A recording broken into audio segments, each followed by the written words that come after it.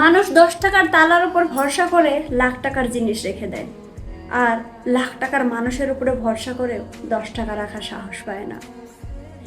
যখন মানুষের উপর মানুষের বিশ্বাস ভেঙে গেল, তখন দরজার আবিষ্কার হলো। আর যখন বিশ্বাসঘাতকতা শুরু হলো, তখন তালার আবিষ্কার হলো। যখন পুরোপুরিভাবে মানুষের বিশ্বাস ভেঙে গেল, তখন এই সিসি ক্যামেরার আবিষ্কার হলো।